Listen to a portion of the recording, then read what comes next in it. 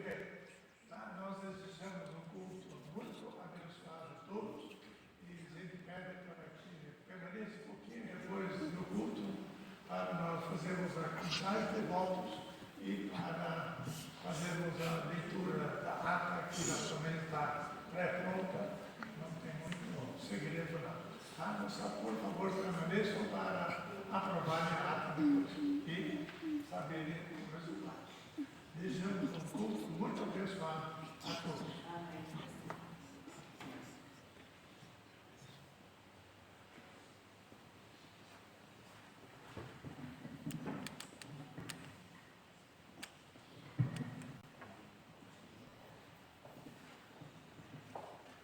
Nós damos boas-vindas a todos os irmãos para o momento de adoração, o louvor, o nosso culto a Deus, Pai, Filho, Espírito Santo. Este é o momento de regozijo, é o momento de devoção, é o momento da edificação, o fortalecimento espiritual do povo de Deus, da sua igreja, neste lugar e em muitos outros lugares que igrejas locais reunidas têm este propósito de exaltar o nome de Deus na gratidão através do culto que devemos a Ele. Todos sejam assim bem-vindos. Nós vamos iniciar o culto e convidamos, para tanto, a igreja a pôr-se em pé para orar silenciosamente numa oração de louvor e adoração.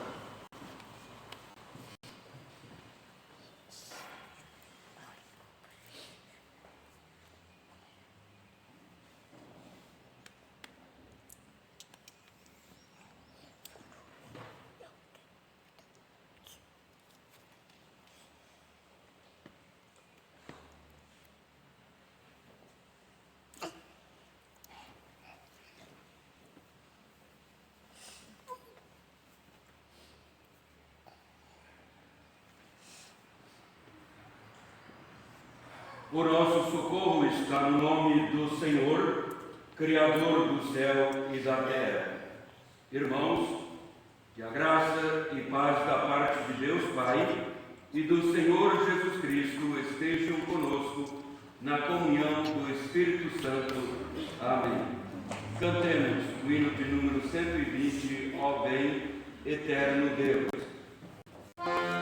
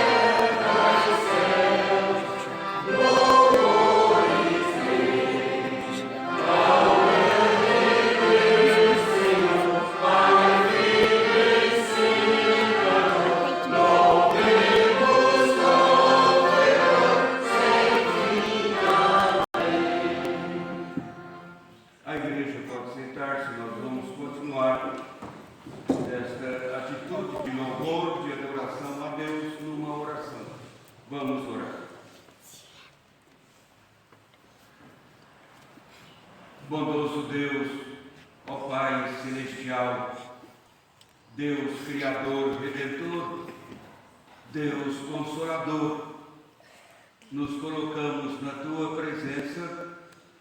É manhã de mais um dia, e este dia tão especial, o dia do Senhor.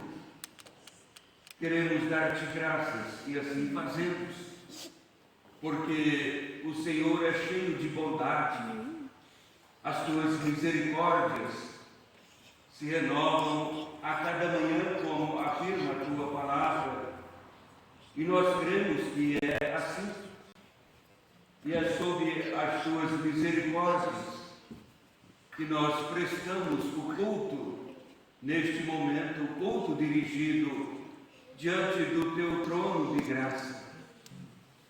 Sabemos que o Senhor nos acolhe, o Senhor recebe a tua igreja em adoração na tua presença, porque a tua igreja tem esta ousadia, mas fazendo na mediação de Cristo, teu Filho unigênito. Assim, ó Pai, receba a nossa gratidão pelo louvor da adoração, porque Tu és o nosso Deus. O Senhor é quem nos dá o consolo necessário. O Senhor é quem fortalece a nossa vida. O Senhor é quem dirige os nossos passos. O Senhor é quem nos dá toda a segurança neste mundo inseguro.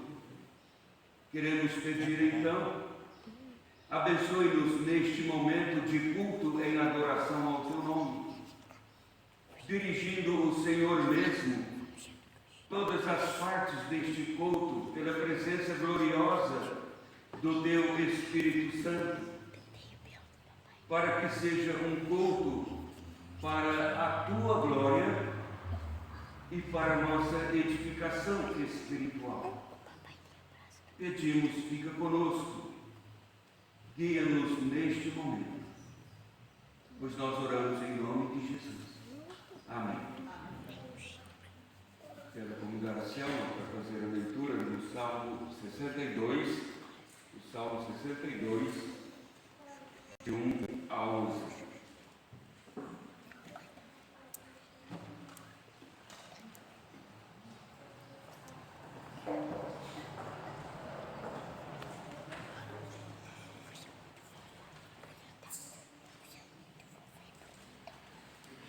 Somente em Deus, ó minha alma, espera silenciosa. Dele vem a minha salvação. Só Ele é a minha rocha e a minha salvação, e o meu alto refúgio. Não serei muito abalado. Até quando acometereis vós a um homem, todos vós, para o derribar, como se fosse uma parede fendida ou um muro prestes a cair? Só pensam em derrubá-lo da sua dignidade. Da mentira se comprazem, de boca bendizem, porém no interior maldizem.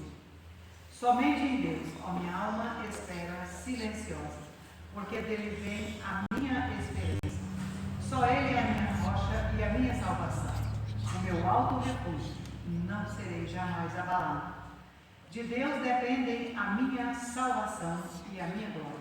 Estão em Deus a minha forte rocha e o meu refúgio. Confiai nele, ó povo, em todo o tempo. Derramai perante ele o vosso coração. Deus é o nosso refúgio. Somente vaidade são os homens, plebeus, falsidade e de fim mexido, pesados em balança. Eles juntos são mais leves que a vaidade. Não confieis naquilo que extorquis, nem vos vanglorieis na rapina.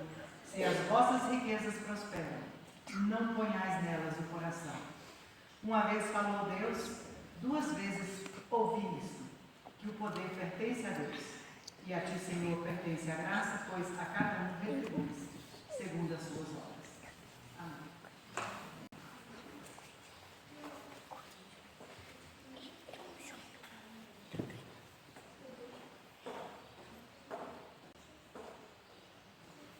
Cantemos do Inário, hino 312, Vem Jesus, Suprema Fonte.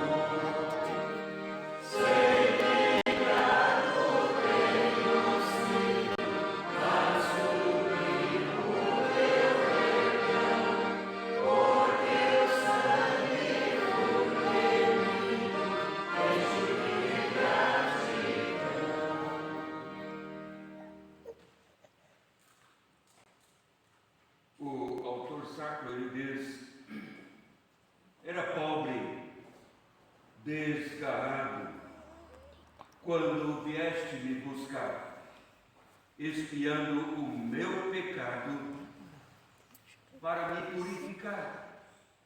Depois, no final, de forma poética, ainda firmado na palavra eterna, diz: sei que ingrato tenho sido, mas suplico o teu perdão, por teu sangue fui remido, enche-me de gratidão. Nós cantamos esta verdade, porque cremos que de fato é assim. Deus nos perdoou em Cristo Jesus, cujo sangue foi derramado na cruz do Calvário. Sua vida para vivermos. Mas a palavra de Deus nos convida para, em contrito, confessar os pecados e ter de Deus o seu perdão. Vamos ter um momento de oração silenciosa em contrição. Cada um pode orar falando com Deus.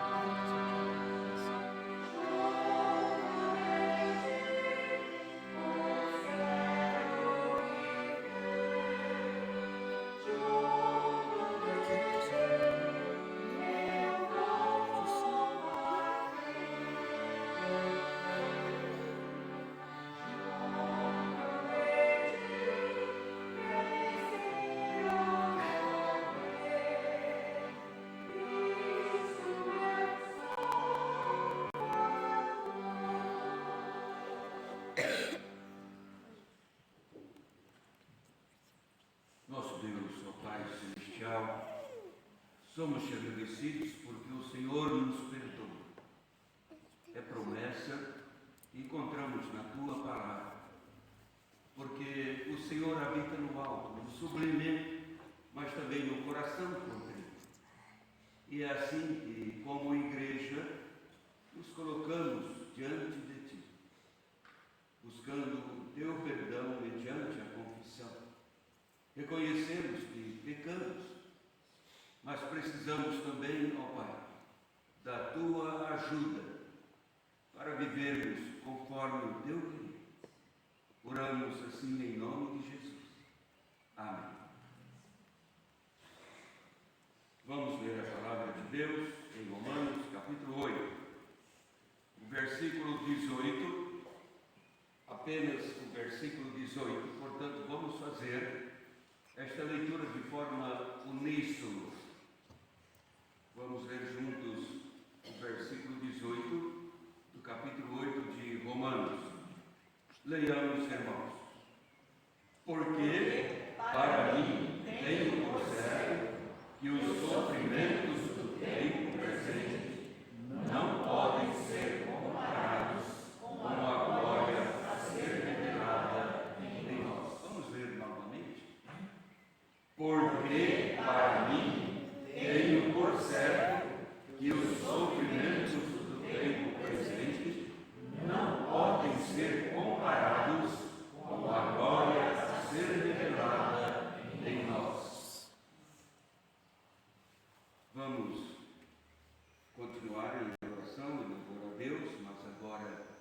cantando também a súplica para a ajuda de Deus no estudo da sua palavra, o hino 131. Quero ouvi-las ainda uma vez.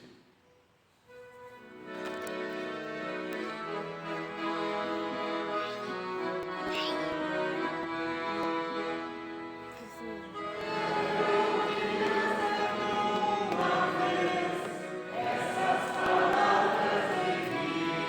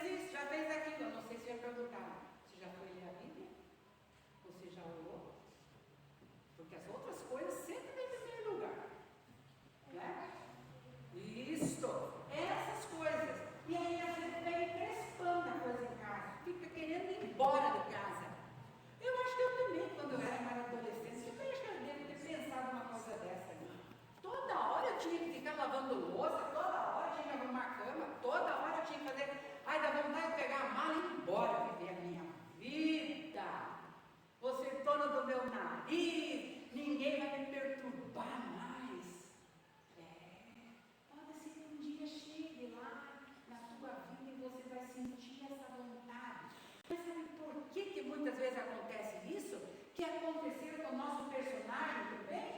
Porque muitas vezes, crianças, nós estamos pensando muito naquilo que a gente não tem em casa. Você não tem. Aí eu não tenho isso, não tenho aquilo, não tenho aquele outro, eu quero viver a minha vida. E a gente tem que prestar atenção, né? Aquilo que nós temos em casa. Por isso que dá essas encrencas muitas vezes nas nossas casas. Porque nós estamos com os nossos olhos muito abertos para aquilo que a gente não tem. E aquilo que a gente não tem deixa a gente triste, chateado. Porque os nossos olhos têm que estar muito abertos e agradecidos a Deus por aquilo que nós temos na nossa casa. Tem o pai, tem a mãe, os estudos de vocês, a comida que vocês têm, tudo que vocês têm ali. Tem que agradecer e não ficar pensando naquilo que você não tem, porque o meu amigo tem, porque aquele outro tem. Por isso que dá essa confusão muitas vezes nas nossas casas. Porque os nossos olhos estão sempre querendo aquilo que nós não temos. Agradecer a Deus. Porque o personagem da nossa história de hoje, ele tinha tudo. Tudo na casa dele. Mais do que você, quem sabe. Eu vou contar mais ou menos o que ele tinha. Mas aquilo não era o suficiente. Eu quero aquelas outras coisas lá. Aquilo que o meu amigo tem. Aquilo que a minha amiga tem. Então nós vamos para a nossa sala e nós vamos estudar e eu vou levar a mala dele também junto. Lógico, naquele tempo ele não tinha isso aqui. Deve ter uma trouxinha que ele pôs lá. Mas aquela trouxa dele tinha uma coisa muito valiosa. Vocês nem imaginam o que ele levou na trouxinha dele. O que será que ele levou? Pão. Queijo. Vamos ver para a nossa sala? O finalzinho do cântico. Que alegre são, que alegre são. Vamos ficar em pé? Que alegre são, que alegre são essas palavras de vida. Que alegre são, que alegre são essas palavras de vida.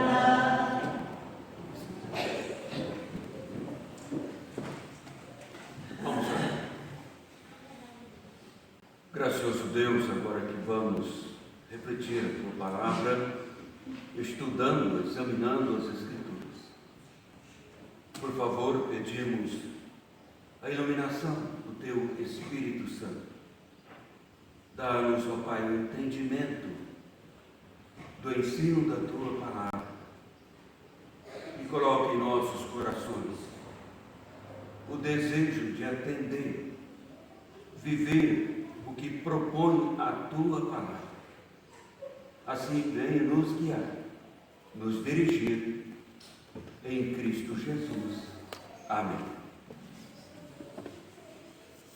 Porque, para mim, tenho por certo que os sofrimentos do tempo presente não podem ser comparados com a glória a ser revelada em nós.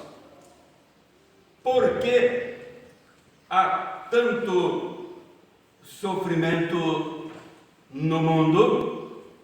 Esta é a frequente pergunta entre os cristãos. Porque passamos por situações aflitivas neste mundo. Irmãos, o ser humano é sofredor, mas também ele é provocador de sofrimentos. Não porque Deus o criou desta maneira, mas porque ele acabou transformando-se nesse tipo de pessoa. C.S. Lewis, um pensador cristão, ele escreve: foram os homens e não Deus que inventaram a tortura, os chicotes, as prisões, a escravidão, as armas, as baionetas e as bombas, a pobreza e o excesso de trabalho são produtos da avareza ou da estupidez humana e não uma distorção da natureza, diz ele. De fato, vivemos no mundo e no mundo diante de surpresas em sofrimentos, porque trata-se de um mundo em queda e o sofrimento se torna inevitável à humanidade. Isso nos faz pensar, de acordo com a proposta do texto que fizemos a leitura, e perguntar até por que Deus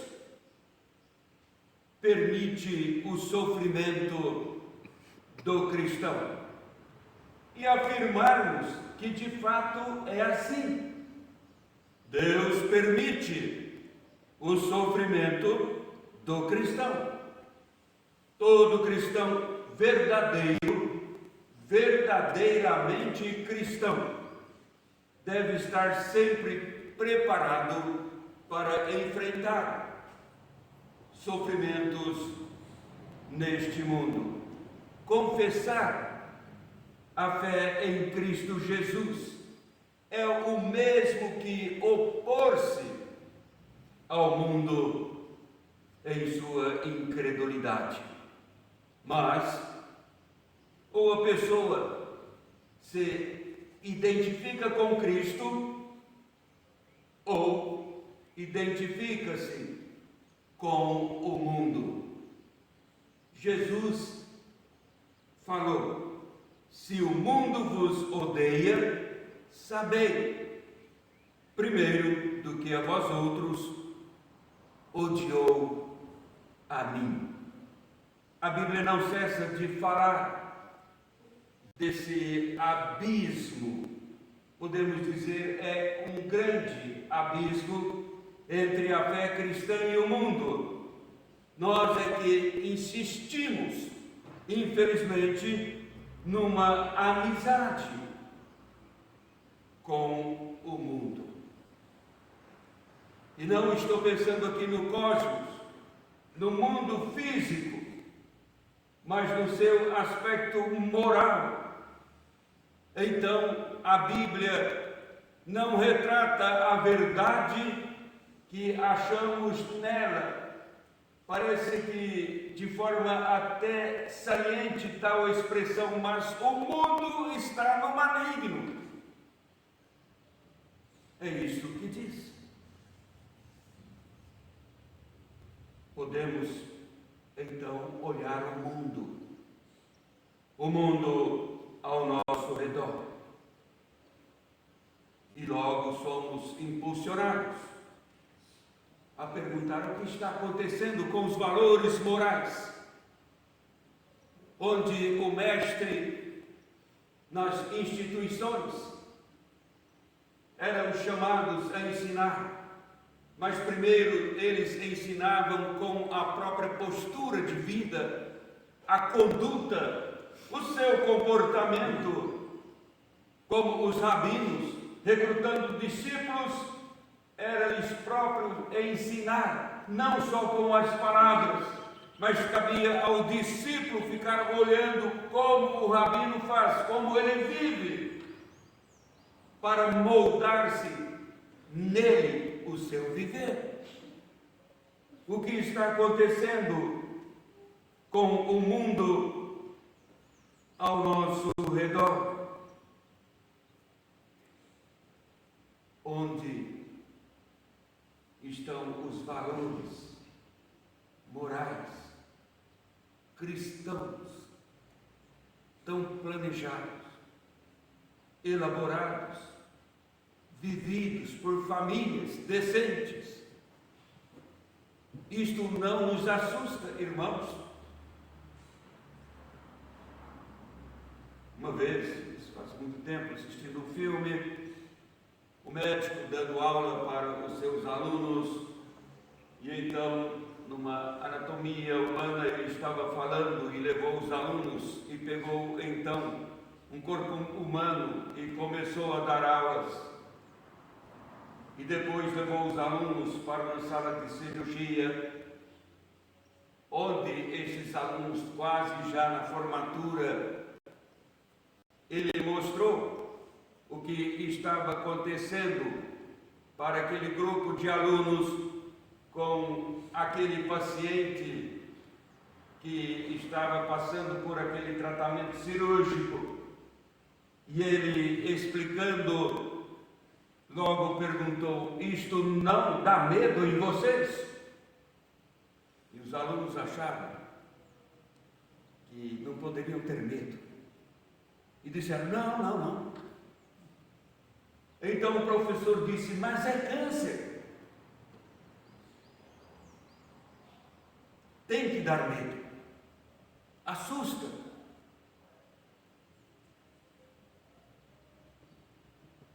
Irmãos, a igreja está quais alunos diante de uma sociedade para a qual os valores morais já não importam tanto quanto a sua própria prosperidade em todos os departamentos da vida. Mas a queda dos valores morais ao nosso redor, parece que a igreja não está com medo, não está assim tão alarmada, tão assustada. Mas tais desconsiderações para com os valores morais se tornam como que uma fábrica de sofrimentos a serem colhidos no futuro. E é isto que o ser humano, a sociedade, está semeando, o que ela vai colher. Será exatamente isto: dores, mais sofrimento. O sofrimento, neste caso, não escolhe pessoas, atinge os ímpios neste mundo, mas também atinge os justos, porque é um mundo em queda, é um mundo machucado, prejudicado, quedado com a introdução do pecado, o velho Adão em questão aqui. Sim, neste caso, o sofrimento está diante do ímpio, mas também do cristão. Cristãos fiéis estão sempre também sujeitos aos mesmos sofrimentos dos ímpios. Quando nós lemos sobre a vida do apóstolo Paulo, ficamos impressionados com o fervor desse apóstolo, a sua devoção a Deus, e perguntamos: mas como podia um ardoroso apóstolo de Cristo Jesus, como podia suportar sofrimento injusto?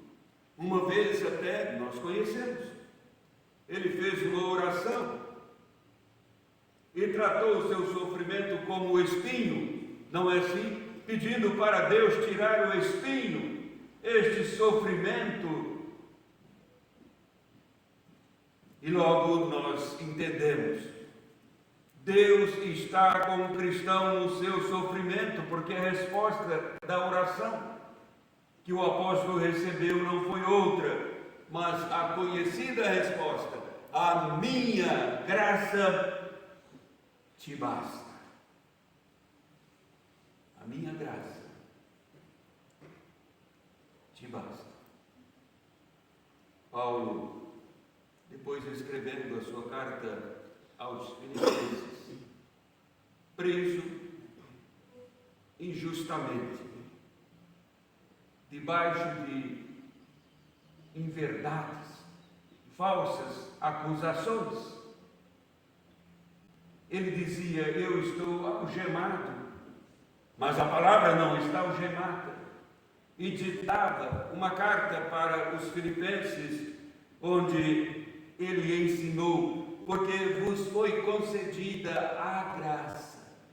Esta graça que ele ouviu como resposta também na sua oração: a minha graça te basta. Mas aos filipenses ele disse: porque vos foi concedida a graça de padecerdes por Cristo, e não somente de crerdes nele.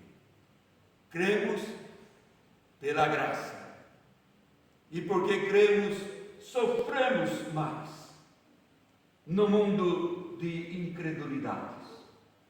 Mas esta graça que nos coloca diante do Salvador Jesus, que nos dá a salvação de Deus, é a graça que nos sustenta também no sofrimento. Sobre esse contraste entre o mundo e a fé cristã, Paulo ainda alertou dizendo: ora, todos quantos querem viver piedosamente.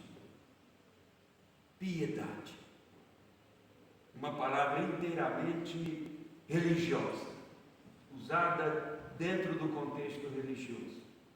E todos quantos querem viver piedosamente em Cristo Jesus serão perseguidos.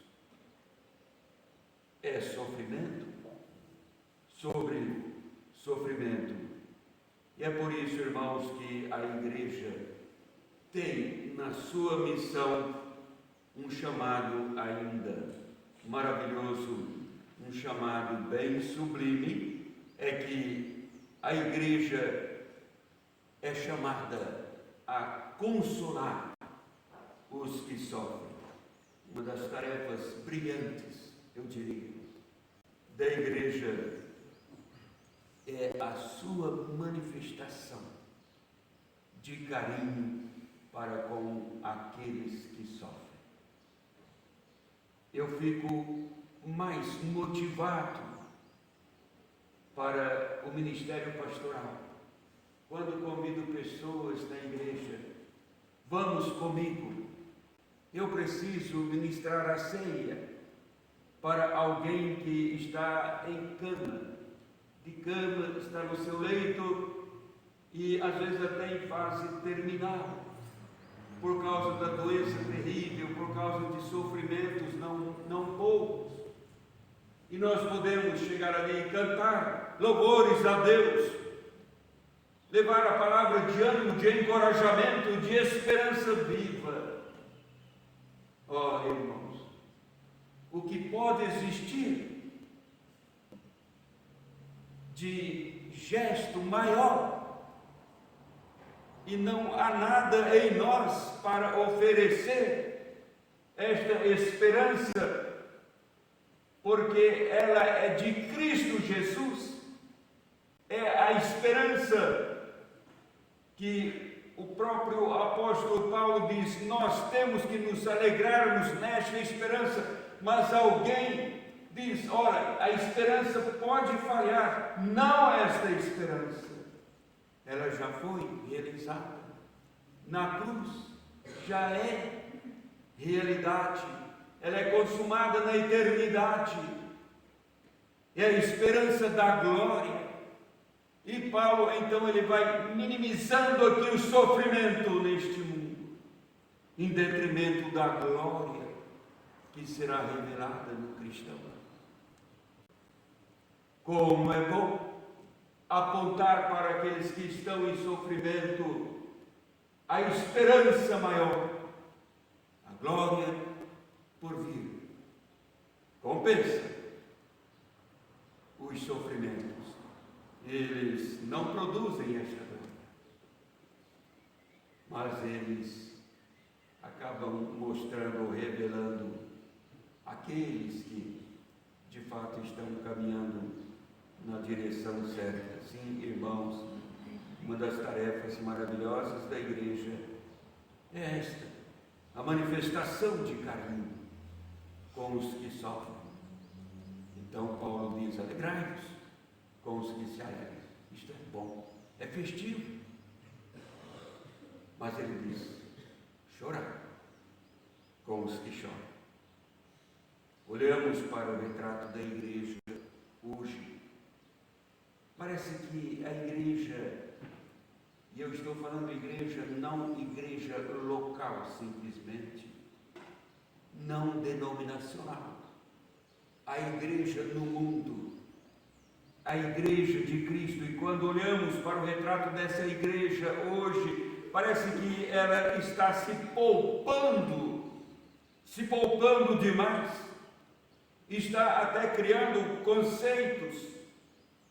conceitos míopes, atrofiados, conceitos doentes, sem qualquer fundamento, e isto se torna, parece um medidor mesmo, o indicador da distância da igreja para a vivência real do Evangelho.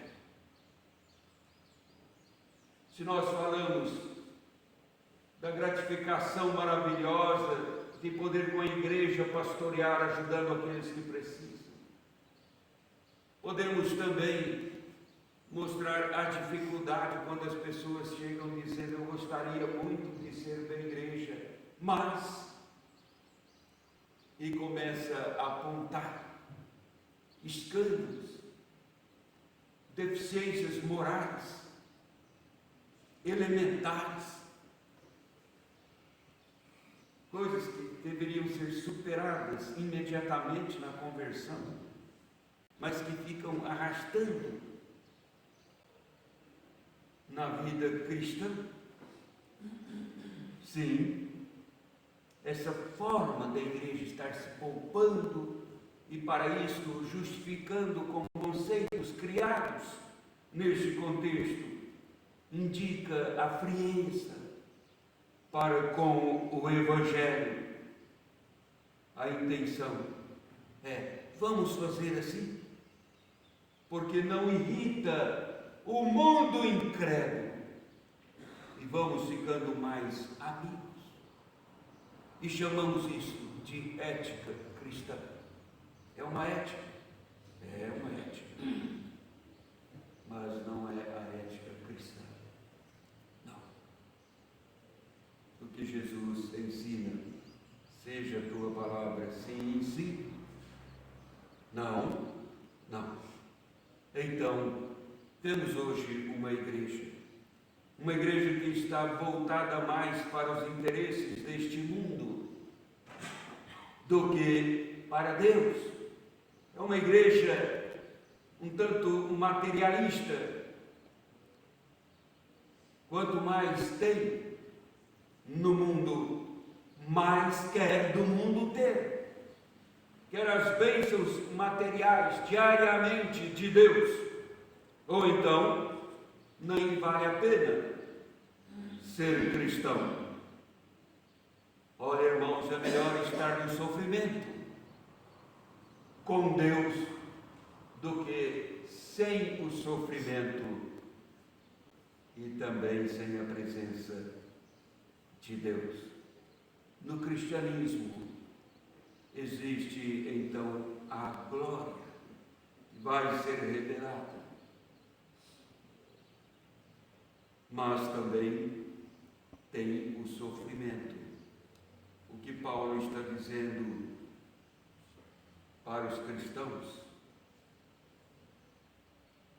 é assim: porque para mim tenho por certo que os sofrimentos do tempo presente não podem ser comparados com a glória a ser revelada em nós. Se os irmãos lerem o texto precedente, o que vem antes e o posterior, parece que ele parou para falar: eu tenho que prosseguir.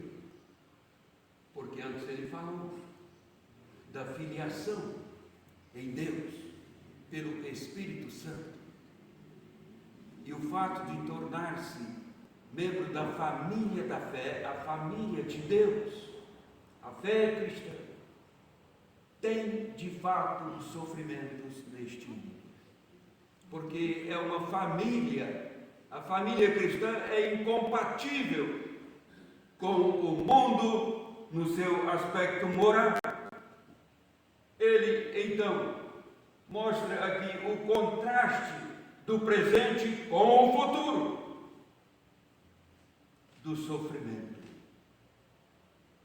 com a glória. E ele aponta, então, para a glória, mas mostra, esta glória é precedida pelo sofrimento, simplesmente pelo fato de confessar a fé em Cristo Jesus. Então, meus irmãos, o cristão jamais deve abrir mão da sua convicção de Cristo Jesus. O cristão não deve abdicar-se do Evangelho de Cristo, mas o Evangelho tal como ele é. O Evangelho em sua singularidade. O Evangelho que é exclusivista e não adianta remediar. O Evangelho de Cristo é si mesmo exclusivista. Ele não se curva, ele não se permite ser mistificado.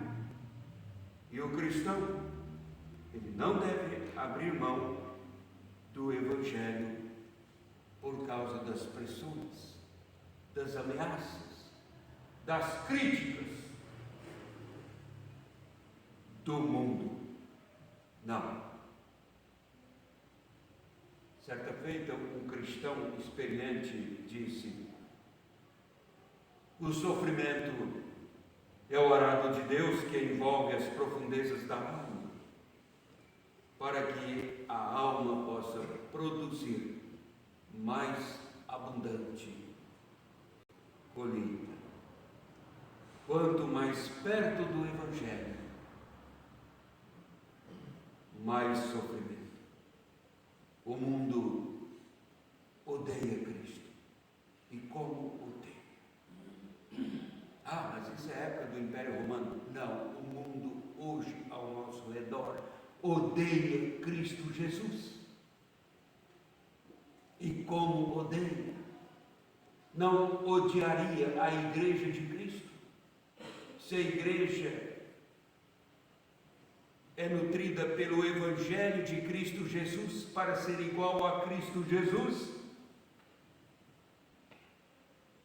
cristãos fiéis estão assim, irmãos, de fato, sujeitos aos sofrimentos.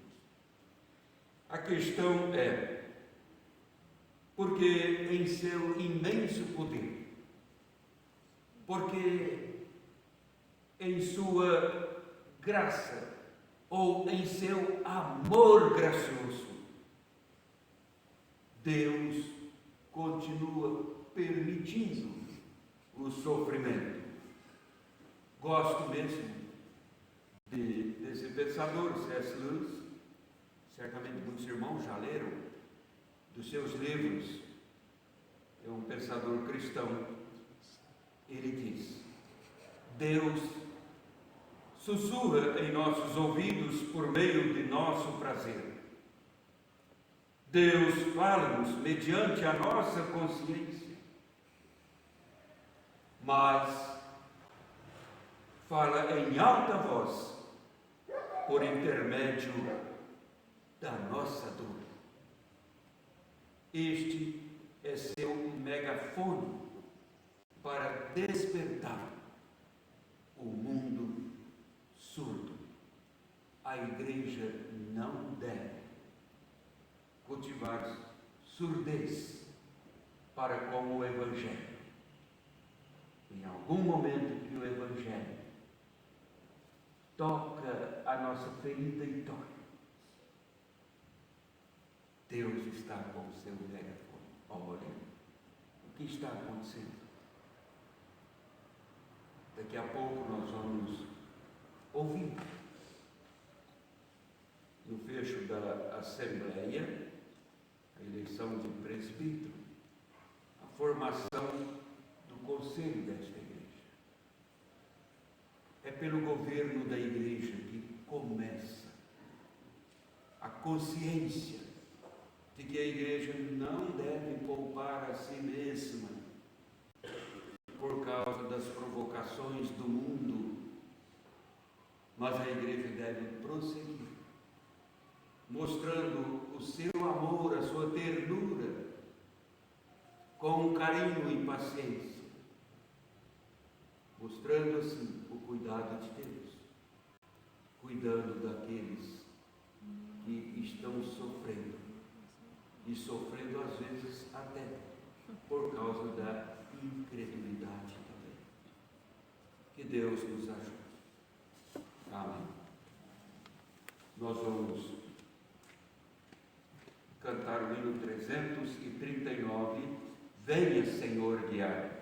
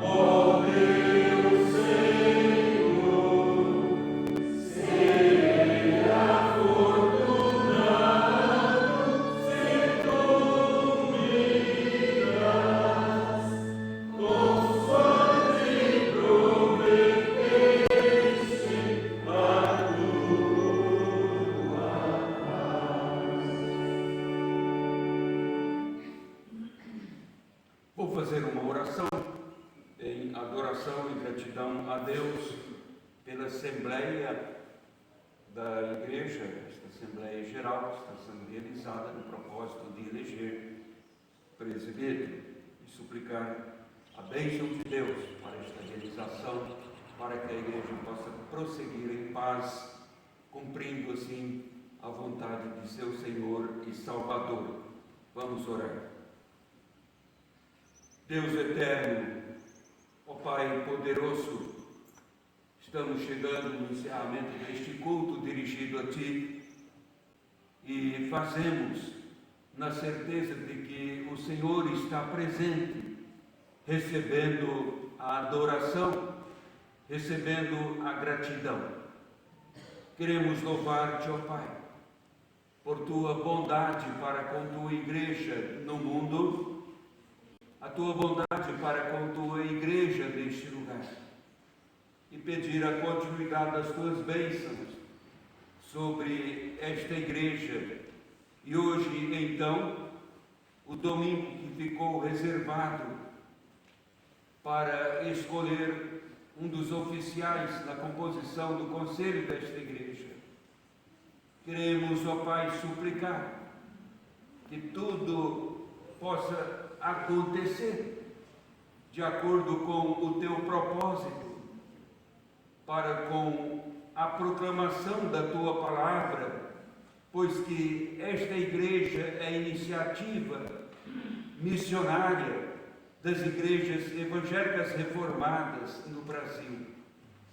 Então, abençoa-nos, ó Deus, conduzindo-nos na formação e no crescimento do governo da igreja, e hoje, então, com a eleição de presbítero, estejas, ó Pai, derramando do teu zelo, da tua vontade soberana para com a tua igreja neste lugar. Queremos suplicar a tua bênção sobre as famílias do teu povo, as que aqui se encontram, as que não estão conosco, mas as famílias do teu povo. Estejas, ó Pai, alcançando a cada uma delas, algumas diante do desafio de sofrimentos de naturezas diversas. Estejas, ó Pai, cuidando, orientando, dando entendimento, dando, ó Pai, das tuas consolações, fortalecendo a tua igreja, abençoando então estas famílias, abençoando as famílias que aqui se encontram. Conceda, ó Pai, que haja saúde, alegria e, sobretudo, a firmeza em ti e a disposição de ser igreja disposta para a proclamação do teu Evangelho, também manifestando o carinho, o cuidado para com aqueles que sofrem. Pedimos assim a tua bênção e oramos em nome de Jesus. Amém. Nós vamos dar oportunidade para os irmãos fazerem a consagração das ofertas para o sustento da obra do Senhor. As ofertas são consagradas a Deus, faz parte do culto e é um ato de adoração, a dedicação das ofertas para o sustento na obra do Senhor. Sim.